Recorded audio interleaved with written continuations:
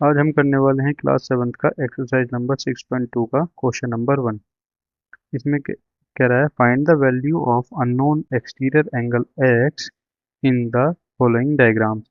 तो ये जो हमें अलग अलग डायग्राम दिए गए हैं इनमें हमें क्या बतानी है, एक्स की वैल्यू बतानी है। ठीक है, लेकिन इससे पहले हमें किसका जो इम्पोर्टेंट फॉर्मूला है वो हम रिवाइज कर लेते हैं। वो फॉर्मूला क्या है कि sum of interior opposite angle is equal to exterior angle.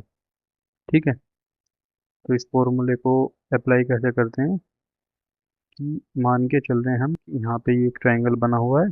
ठीक है, ये वाला, इसकी एक साइड को मैंने एक्सटेंड कर दिया, इस एक्सटेंड होने वाली साइड पे, और इस ट्रायंगल की ये वाली जो एंगल होगा ये वाला, यहाँ पर जो एंगल बनेगा, जैसे कि यहाँ पे बना हुआ है 110, तो ये जो 110 डिग्री होगा ये इस वाले एंगल को छोड़ के जो बाकी के दो एंगल बचेंगे उनके सम के बराबर हो जाएगा।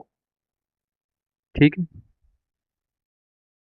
तो ये फॉर्मूला हमें याद रखना है, sum of interior opposite angle is equal to exterior angle. ठीक है, तो चलिए हम अब अपने अपने क्वेश्चन पे चलते हैं। तो सबसे पहला क्वेश्चन कैसे होगा, हम इसमें मान लेंगे कि 50 plus 70 is equal to x. ठीक है, रीजन जो है वो हम ऊपर वाला दे देंगे। क्या देंगे, ये वाला, sum of interior opposite angle, sum of interior opposite angle is equals to exterior angle. ठीक है, तो उस हिसाब से जो फॉर्मूला हमारा बनेगा इसे मैं रफ कर देता हूँ क्योंकि काफ़ी जगह ले रहा है। तो 50 और 70 को हम ऐड करेंगे तो कितना हो गया, 120 इज इक्वल टू एक्स। तो ये एक्स की वैल्यू हमारी निकल जाएगी इस तरह से।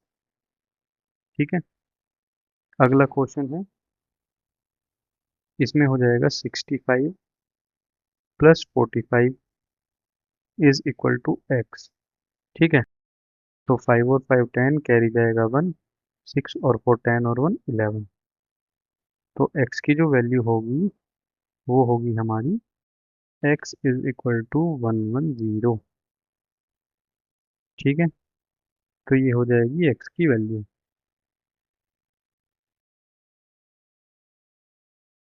तो ये जितने भी क्वेश्चन हैं ये सब इसी तरह से होंगे। अब देखिए क्वेश्चन नंबर 2 है। क्वेश्चन नंबर 2 में बस हमें क्या दे रखा है कि अंदर वाला एक एंगल हमारा मिस करा हुआ है। ठीक है, होगा ये भी बिल्कुल ऐसे ही, इसमें कुछ ज़्यादा अलग से नहीं करना है हमें। देखिए यहाँ पे एक एंगल दे रखा है तो दूसरा मिस कर रखा है। यहाँ पे भी एक एंगल पूछा है, एक एंगल पूछा है। ठीक है, जो भी पिछला क्वेश्चन था उसमें ये वाला एंगल भी गिवन था। तो इसे सॉल्व कैसे करेंगे, इसे लेंगे x plus 50 is equal to exterior angle कितना है, 115। ठीक है, 115 ये हमें गिवन है।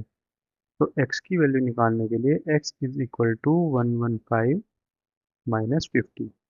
ठीक है, ये बात तो आपको पता होगी, जब इज इक्वल टू से इधर या उधर हम कोई भी नंबर ले जाते हैं तो उसका साइन चेंज हो जाता है। ठीक है, तो 115 में से यानी कि 1115 में से हमें 50 को सब्ट्रैक्ट करना है।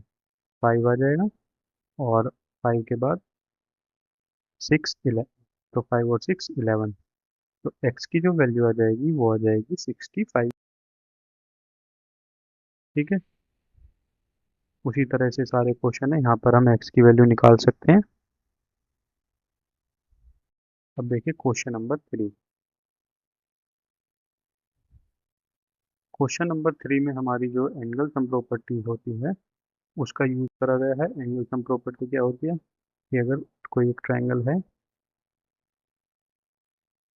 उसके जो अंदर के तीनों एंगल होंगे उनका सम कितना होगा, 180 होगा। हमने मान लिया कि 1 2 3 एंगल हैं, तो angle 1 plus angle 2 plus angle 3 is equal to 180। ठीक है, ये हमारी प्रॉपर्टी है, इसे बोलते हैं हम एंगल सम प्रॉपर्टी। क्या बोलते हैं, एंगल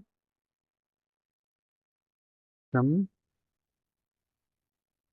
प्रॉपर्टी।